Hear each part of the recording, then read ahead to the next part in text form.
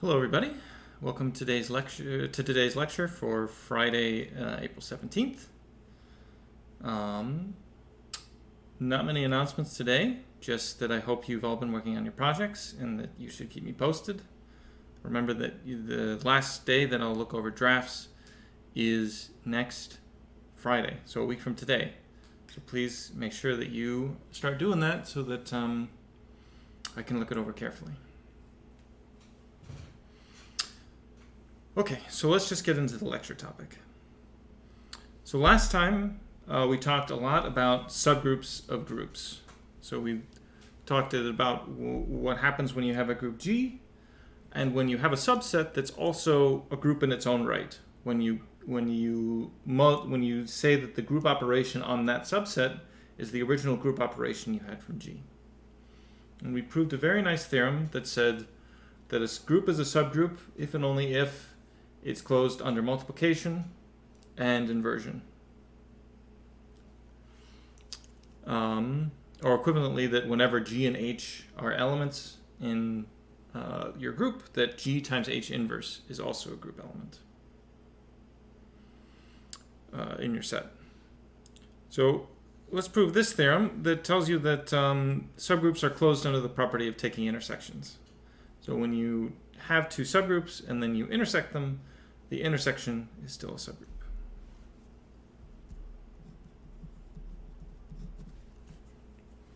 And the proof is the application. The proof of this is just an application of what we proved before. So we'll apply, and let me look up the name of the theorem. Should be 5.1 point something. Just so that you can look it up yourself. 5.1.5. It's just the one straight before this one. This is 5.1.6. And we'll apply 5.1.5 part 3. So the first thing we have to check is that H intersects K is not empty. Right? Because we can only apply this theorem 5.1.5 to non-empty subsets. So first, we'll just notice that E is an element of H and E is an element of K since they're subgroups. They have to contain the identity element. So E is an element of their intersection, so it's a non-empty subgroup.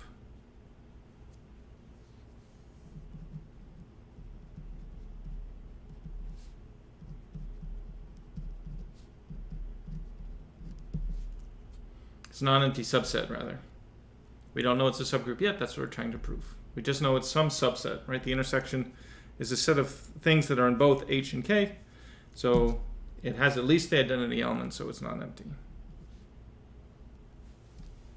Now, what do I need to do? I need to show that if H, let's say G1 and G2 belong to H intersect K. So if I have two elements in H intersects K, then G1 times G2 inverse is also in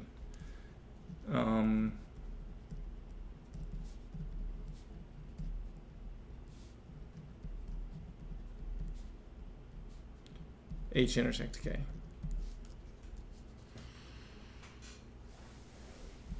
But since H and K are subgroups, G1, since H is a subgroup,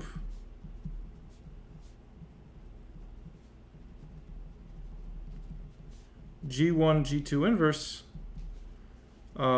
belongs to H, because both G1 and G2 belong to H since it belongs to the intersection. So by the subgroup property of H, I know that G1, G2 inverse belongs to H. And similarly for K, since K is a subgroup, G1, G2 inverse belongs to K.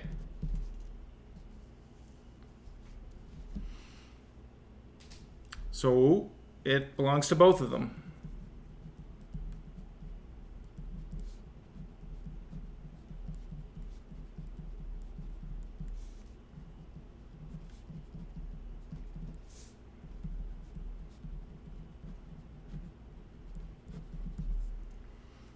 And that's the proof. H intersects K is always a subgroup whenever H and K themselves are subgroups. It's kind of a nice structure.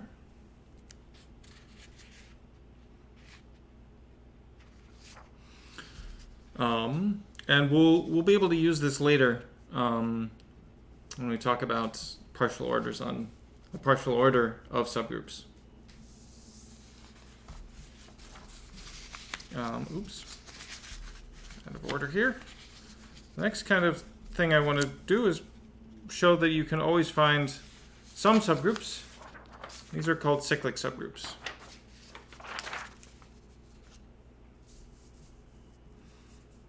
So what do I want to do? I want to give myself a group, an element of that group, and I wanted to find an associated subset of G. Right? So if little g belongs to big G, then this bracket notation around G means that I take all of the positive and negative powers. This is Z, so G to the minus 2, for instance, is G inverse squared.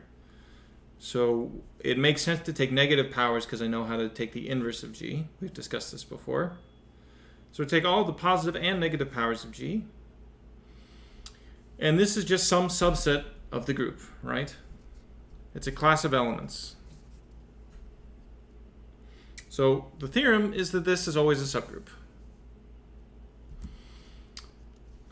If big G and little g are as above, then this set generated by little g, we call it the cyclic subgroup generated by little g.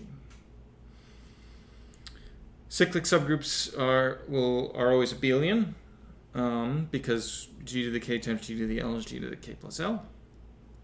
And yeah, they're there. They're the sort of the simplest subgroup you can construct of any group. So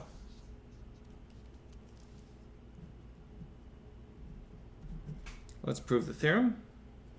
It's basically exactly what I just said, that g to the k times g to the l is g to the k plus l.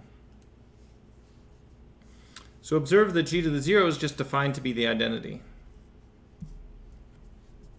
Or rather, this thing is not equal to the empty set since g itself is in there.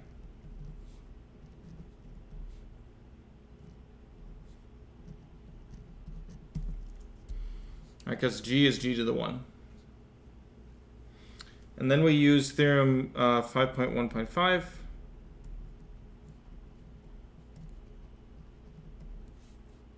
Part 3 again shows that it suffices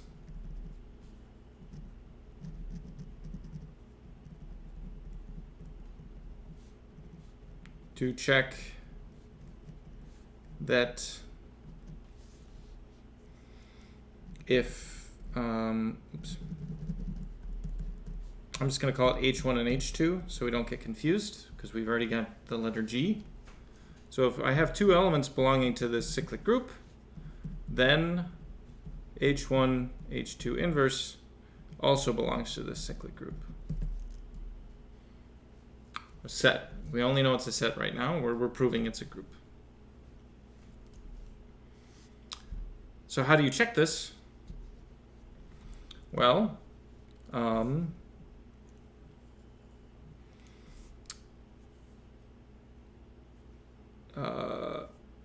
how do I check this? If H1 and H2 belong to G, the cyclic set generated by G, H1 is equal to G to the K, and H2 is equal to G to the L for some K and L.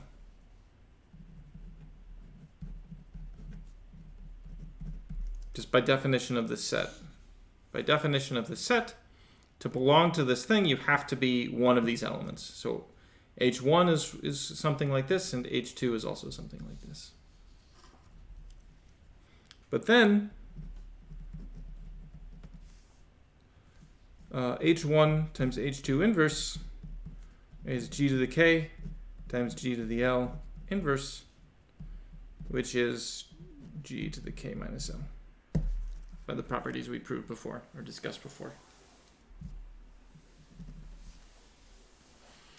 So, and this definitely belongs to the cyclic group generated by G, since k minus l is an integer.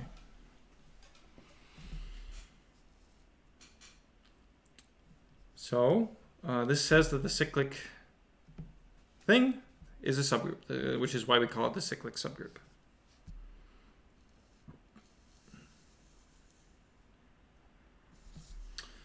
Let's do some examples of cyclic subgroups. So in S3, what's the cyclic subgroup generated by the permutation 1, 2, 3? Well, let's look at the identity permutation, right? I have the permutation 1, 2, 3, and then I have the square of this thing. So if this is the permutation 1 goes to 2 goes to 3, then if I do it twice, 1 goes to 3,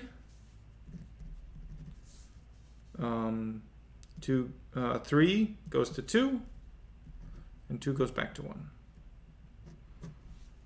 And I claim that this is everything. It's the cyclic subgroup only has 3 elements because this set is redundant, right? When k is 3, this is an order 3 permutation. So when I cube it, I get back to where I start.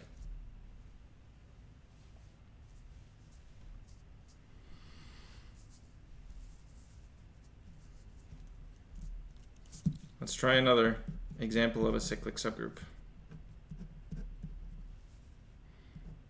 So in Z7,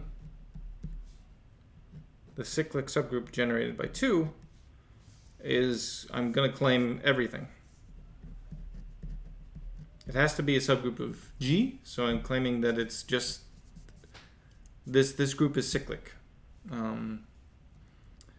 So not every cyclic subgroup of a cyclic group is going to be, well, we'll do another example after this, but let's just check Z7. So the subgroup generated by 2, oops, this should, up here I should have used closed brackets, not the, right, the set, this is the set, not the thing generated by these things.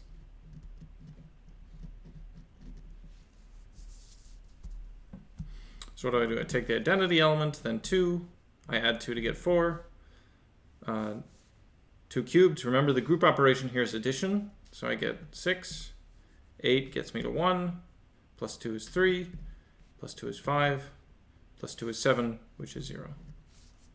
And you can check that this is 1, 2, 3, 4, 5, 6, 7. So it's all of the congruence classes mod 7. So indeed, the cyclic subgroup generated by 2 is just the whole group, Z7.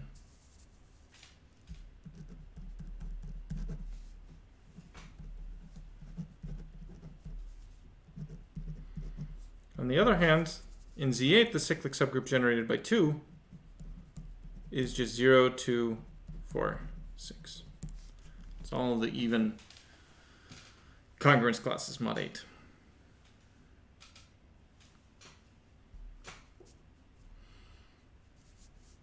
So here's 3 examples of cyclic subgroups of groups. Here we had a non-abelian group, and we see that this subgroup is abelian, right? Because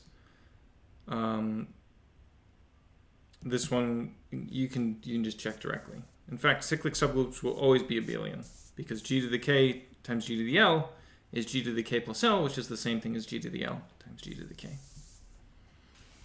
So this is a nice property of cyclic subgroups.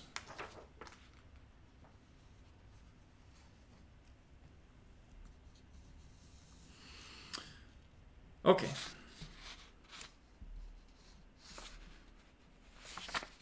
So I've told you how to build classes of subgroups of groups. Now I want to tell you how to expand your group, right? If I look at subgroups, I'm sort of shrinking the size of my groups. Now I want to build larger groups from smaller ones. And the way that we're going to do that is direct products. And we're skipping around chapter 5 a bit.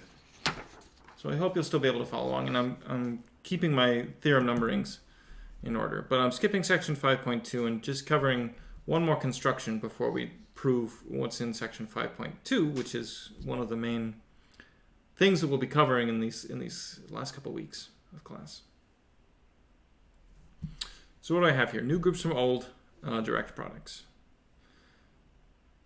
So here G and H are groups. You've got operations. They each have their own operation, and I've emphasized that this is the operation for G by making it star G, and this is the operation for H by calling it star H. And so what do I want to do? I take the direct product of G and H's sets, right? G and H are just sets of things, group elements. So when I take their direct product, it's a set of ordered pairs. And I want to define an operation on the set of ordered pairs. So if I take one ordered pair and multiply it by another one, I need to find a way to give you another ordered pair. Sort of the most natural, naive thing to do is just multiply the corresponding elements of G with the multiplication on G, and multiplying the elements of H with the multiplication on H.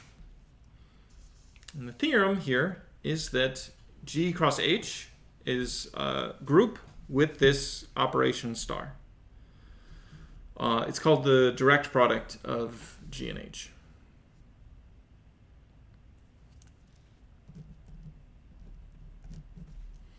So let's check it.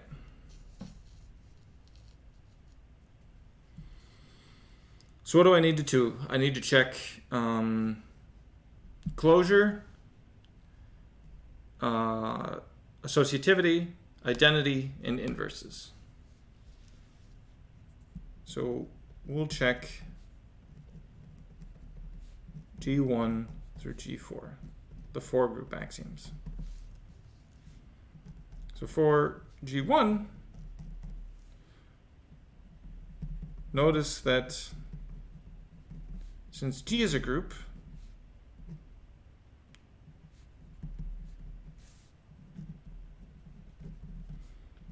G1 times G2 belongs to G. And similarly, since H is a group, H1 times H2 belongs to H when I use the multiplication on H.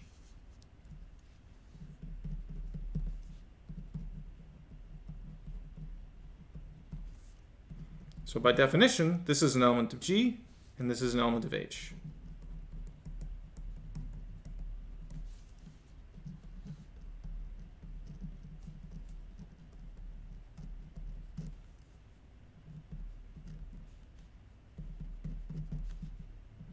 And I hope I don't forget, but I'm going to try to remember to use these subscripts G and subscripts H for the multiplications to emphasize what group the multiplication is happening in. But usually because when you put two things next to each other, you know what groups they belong to, you know what multiplication you're using. So this is maybe a bit unnecessary, but for clarity I'm adding it. So this proves closure. So now I prove associativity.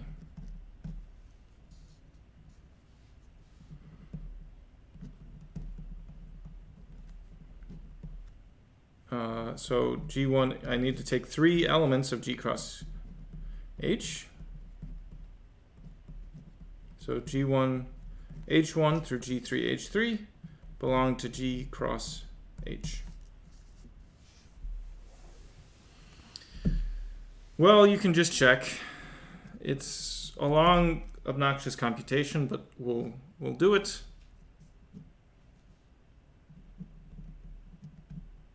Oops. G1, H1 times G2, H2. This whole thing times G3, H3, oops, comma H3. All right, I want to prove that I can move the parentheses over. Well, I do the natural thing, right? I multiply here. I get that this thing in this parentheses is equal to G1, G2, H1, H2, G3, H3. And so now I take this element here, the first component of this, and multiply it by that. So it's G1, G2, G3, H1, H2, H3. And then I use the associativity of G and H to regroup these parentheses over here and split up the product again. So it's really just it's not obvious, but it's just an application of the associativity of G and H and manipulating these definitions. Right, the definition of this multiplication is that I take whatever this thing is in parentheses and multiply it by this thing. So I need to compute this thing first, and then I plug it in over here. And then I can regroup my parentheses in each component because of the associativity of G and H. So this is how you prove that.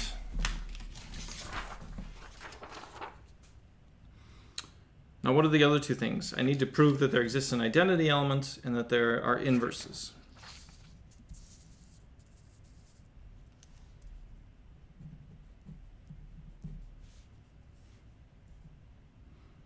So since G and H are groups themselves,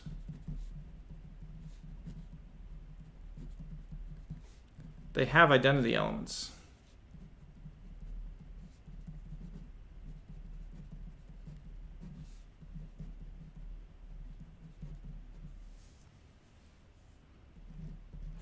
Which I'll call EG and EH. So EG is the identity element in G, and EH is the identity element in H. So what do? I just want to claim that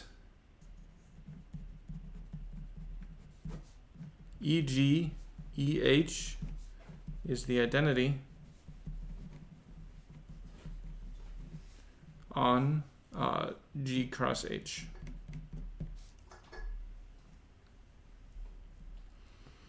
And we just have to check what happens when I multiply EG, EH times GH, an arbitrary element. Well, according to my definition, I just multiply the G components and I multiply the H components. So it's the identity element on G times little g, and the identity element on H for the H multiplication on little h. But since this is the identity element on G, it times any element of G is just that same element of G back. And this times the identity element on H just gives me H back. So this element times this element just gives me the same thing back. So this acts as the identity on everything, so it is the identity element.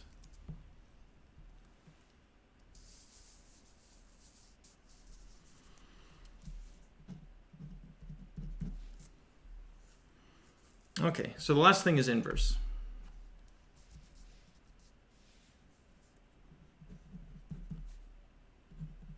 So if you give me an arbitrary element of the direct product, which is just an ordered pair, I want to produce the inverse of this element. So to prove that it has an inverse, I just produce it explicitly.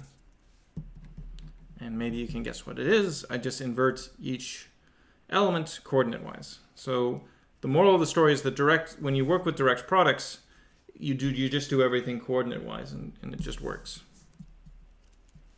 So G inverse, H inverse is GH inverse. And indeed, I just need to check that GH times G inverse H inverse is the identity element. identity on G, identity on H. So according to my definition of group multiplication, I just multiply across coordinate-wise. So I do G times G inverse with the multiplication on G, and H times H inverse with the multiplication on H. But since G inverse is the inverse of little g inverse is the inverse of little g on big G, this is just the identity on G, and this is just the identity on H, which is the identity element in my group. So for every element, I can find another group element such that this one times this one is the identity. So this has to be the inverse. So we've checked all 4 of the group axioms and shown that G cross H is a group with this group operation.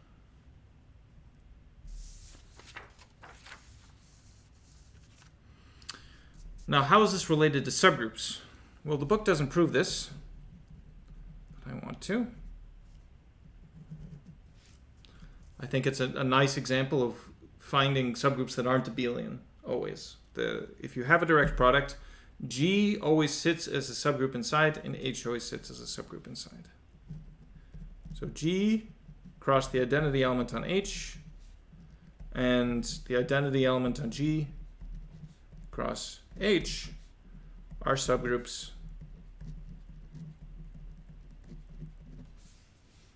of G cross H.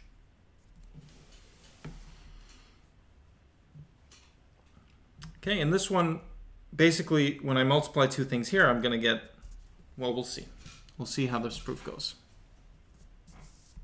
I'll keep the definition of the multiplication on G cross H up here.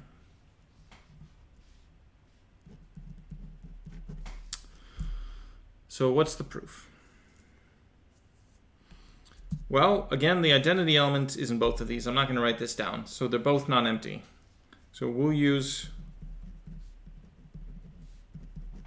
theorem 5.1.5, part 3, to show this.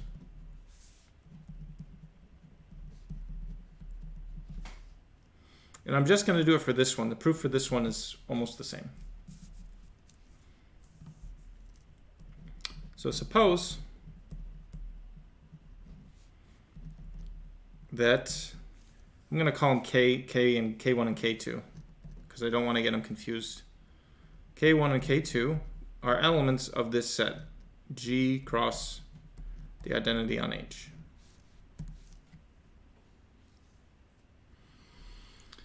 So what does this mean?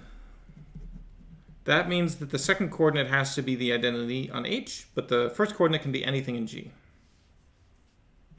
So K1 is G1 identity on H, and K2 is G2 times the identity on H for some G1 and G2 belonging to G.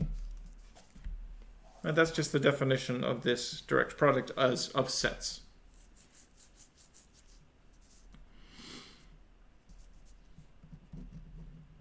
So now we just compute K1 times K2 inverse is G1 identity on H times G2 identity on H inverse.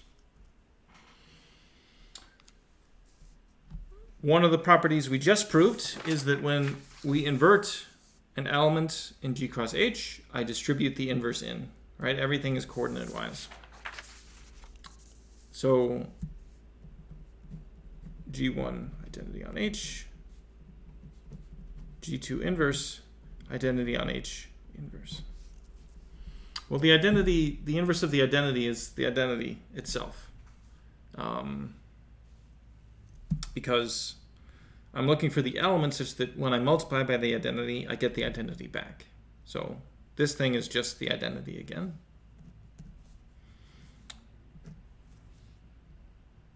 So I multiply G1 times G2 inverse using the multiplication on G, and identity on H times the identity on H inverse using the multiplication on H. And as I said, the identity of H inverse is just the identity on H. Or equivalently, you can notice that this is just a group element times another group element inverse, so it has to be, again, the identity on H. And since G is closed under multiplication, this element in the first component of my ordered pair belongs to capital G. So this is an element of G cross the identity on H.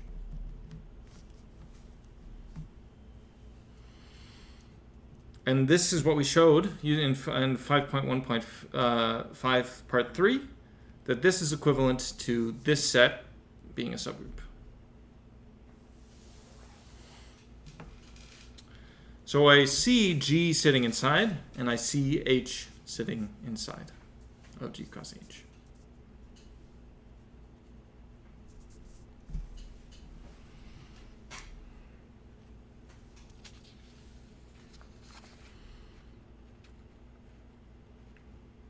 Okay. So the last thing I want to talk about with groups today, or the last topic for today, is homomorphisms. So this is something that the book doesn't cover in as much detail. The book only talks about isomorphism, but I want to mention one thing before we move on to polynomials that the book doesn't about homomorphisms and isomorphisms, and that's that, well, we'll see when we get there. So what's a homomorphism? A homomorphism is just a function between two groups, right? So I have to have two groups to have a homomorphism defined, and it could be the same group. You can't have self-homomorphisms that map a group G to itself. But in general, a homomorphism happens between an arbitrary pair of groups, whether they're the same or not. So G and H are groups. I have a function between them. So to every element of the group G, I associate something in the group H. And what do I want? I just want that the multiplication respects, the function respects multiplication in this way. So that if I multiply before or multiply after, it doesn't matter when I apply f. So it has this funny distributive property over multiplication. It turns multiplication on G into multiplication on H.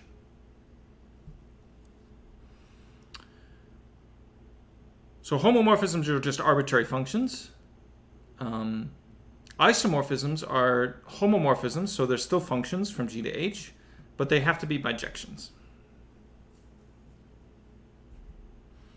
So what's the main theorem that I want to prove about homomorphisms and isomorphisms? And here I'm just going to talk about isomorphisms. I want to prove that if you say that two groups are defining a relation between groups and say that G is related to H if there's an isomorphism between them. And this theorem says that that relation looks like an equivalence relation. And equivalence relations are extremely nice because basically what this allows us to do is think of isomorphic groups as being the same groups. Right? Because F is just renaming the elements of G to elements of H, right? We think of bijections as renaming elements here to elements here. And this is saying that the multiplication on G is the same thing as the multiplication on H. If I multiply on G and then rename, it's the same as renaming the points and then multiplying. So the group structure, the things that are intrinsic to the group, the multiplication properties, are the same after you relabel the group elements.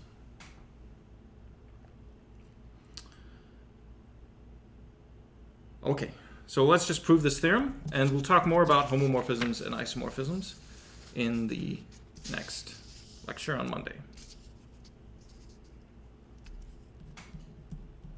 So this is not in the book, so I'm not going to give it a number. So what do I want to do?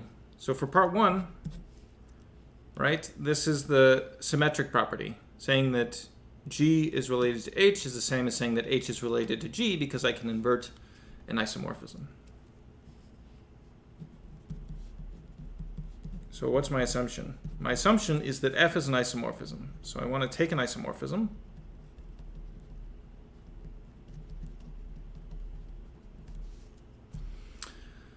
Well, I know that F is invertible because it's a bijection. So F inverse definitely exists.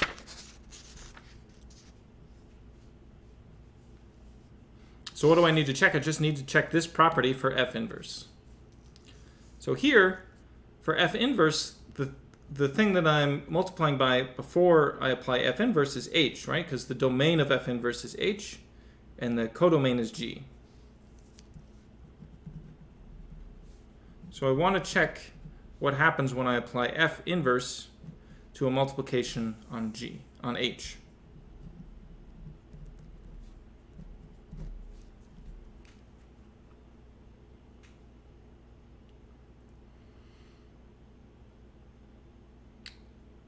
Well, let's try this.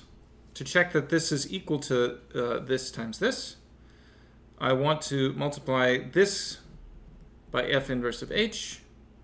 Oops, sorry. Let me make this a little better. So this is still fine. I want to multiply this on G by F inverse of H. And then multiply this on G by F inverse of little g.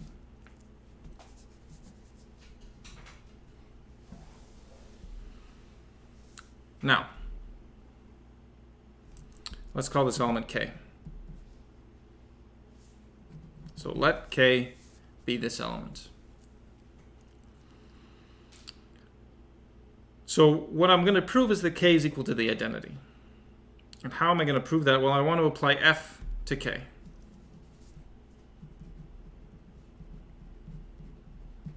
And use the homomorphism property of F. So I plug this in.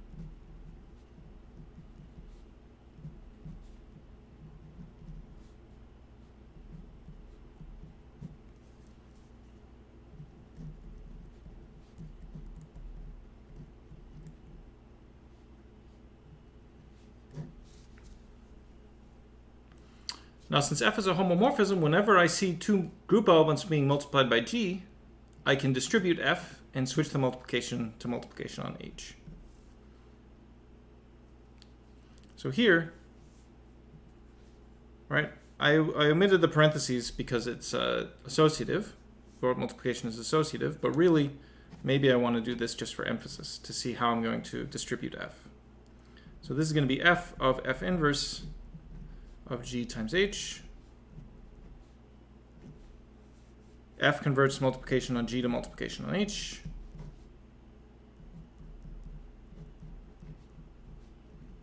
I haven't distributed it here yet, but that's my next move.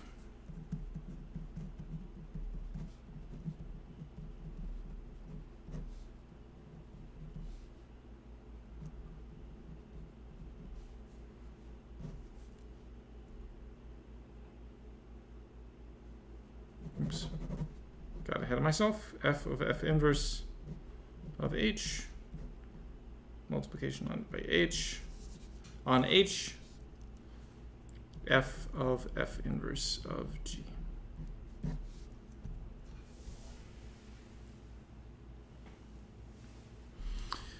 Well, now what do? In each of these things, I have F of F inverse. And by definition of F inverse, F of F inverse is just equal to the identity map. So this is just the group element G times H. This is the element, oops, I want inverses in front of all of these. Sorry about that.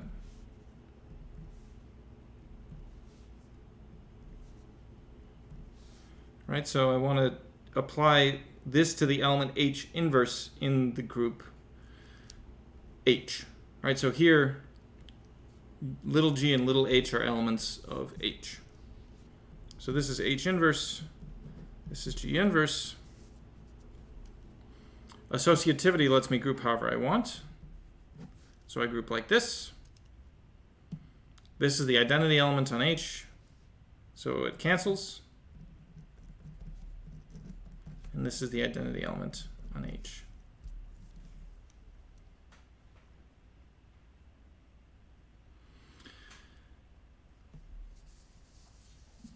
So f of k has to be taken to the identity element on H, but you can easily check that the identity on G is taken to the identity on H. So k, in fact, has to be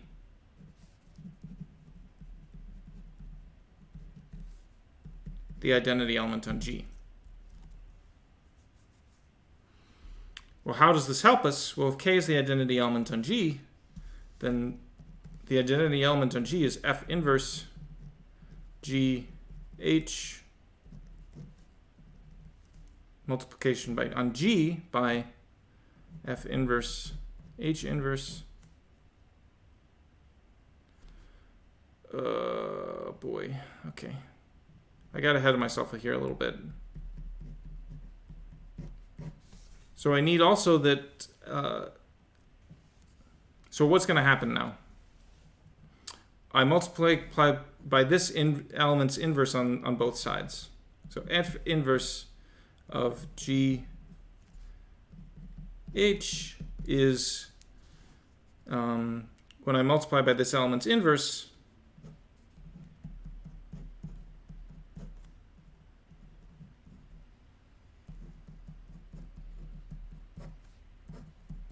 and I might leave this for the homework.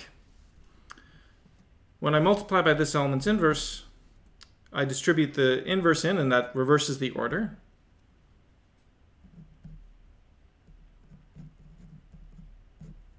So this is the inverse in G times G, using multiplication on G, F inverse of H inverse. Inverse. Lots of inverses flying around.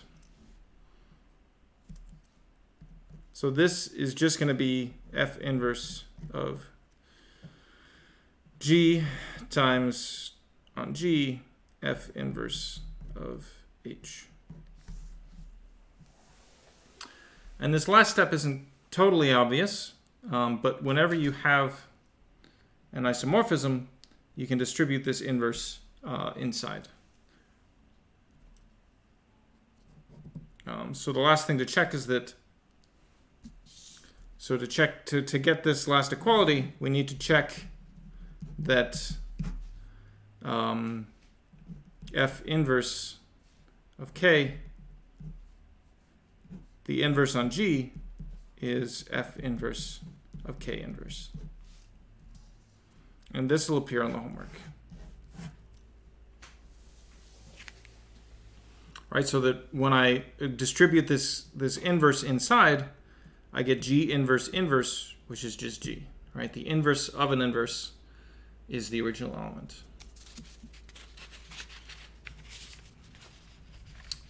Just like the inverse of an inverse of a function is that the function you started with, again. So this proves 1. So let's prove 2 and 3. 3 is going to be the easiest. 2 is going to be slightly easier than 1, so I put the hard one first. So let's check 2, proof of 2.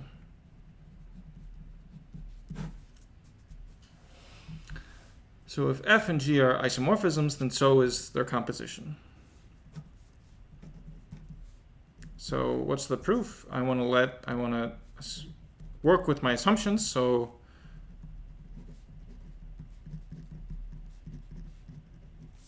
isomorphisms.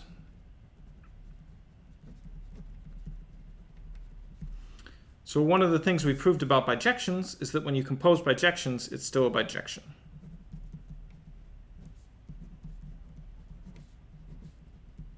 So since both of these are bijections,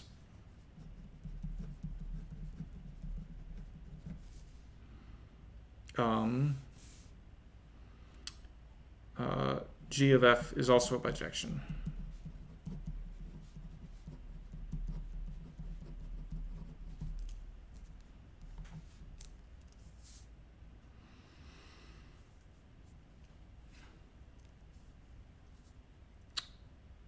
So I just need to check that it satisfies the homomorphism property, which is somewhere.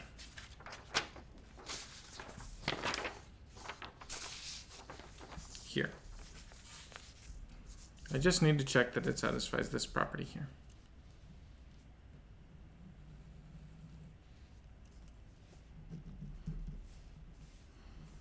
So then I need to take two elements of the domain, which for g of f is g, and show that it's taken to the multiplication on k, the codomain. So let's, because I used g for the name of the function here, which was maybe not a good idea, I'm going to let a and b be elements of g. Those are going to be my letters for elements in this part of the proof. So what do I need to do? I need to take g of f of a times b in g. So this is g of f of a times b.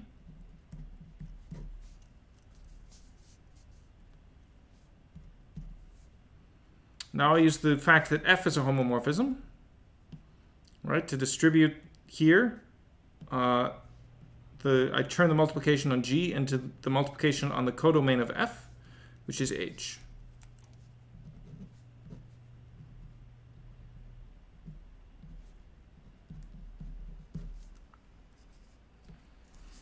But now h is the domain of g, so I can, when I apply g to this multiplication, it turns multiplication on its domain into multiplication on its codomain.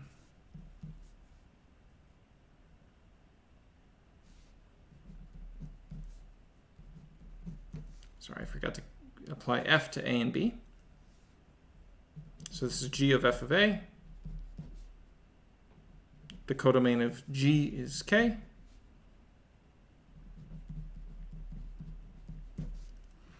And this is exactly the homomorphism property for g of f.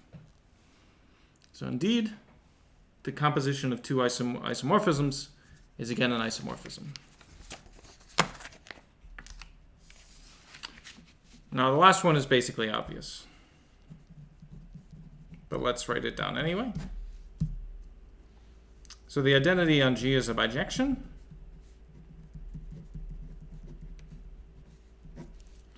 Identity is always a bijection.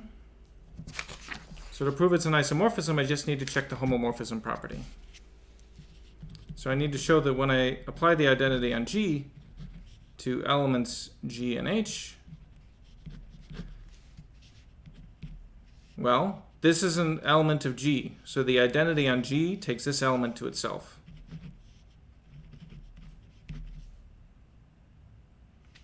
But each of these elements are taken to themselves on their own.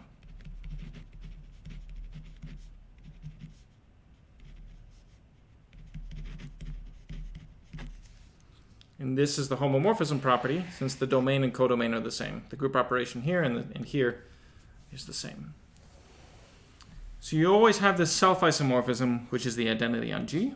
And usually there's many more. So the set of isomorphisms from a group to itself is called the automorphisms of that group. And actually what we've just shown is that if you have a group and you consider its collection of automorphisms, so isomorphisms from the group to itself, that set is itself a group, which is a very interesting thing to study, the automorphism group of a group. So from one group you can build others, and sort of the world of groups starts to expand in a very big way. And as you study them more, you see that you can learn a lot of properties of your original group by studying properties of the automorphism group. And this is especially useful in fields like geometry, and when you start thinking about isometry groups and things like this. So I'll probably talk a little bit about transformation groups in general, but automorphism groups turn out to be extremely important in the study of group theory in general. And I will just advertise that group theory is much more than just the theory of finite groups, which is interesting, but I find that groups become really exciting when you work with continuous groups, like matrix groups. Okay, so that's going to be it for today's lecture. On Monday, we'll pick up again, continuing chapter 5, and we'll probably jump into section 5.2. Thanks, and I will talk to you then.